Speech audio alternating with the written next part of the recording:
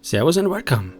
I'm René, a senior consultant at Tenfold, and in this video we will cover field rules and how to use them. Field rules are basically conditions in Tenfold, based on person fields, hence the name. You can use field rules in several places in Tenfold, for automatic assignment of profiles, or how to decide in which OU an AD user will be created in.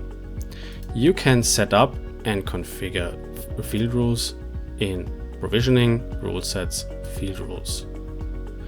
If you click new, you can choose a field on which the rule shall be based on. So for example, let's say department. And in this case, I want to set up a field rule for the IT department.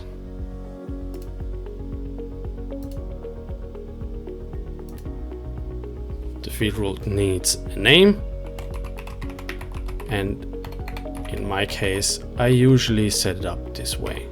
First I got the part the rule is based on, and last the expected result. If I hit save, the field rule is created and can be used.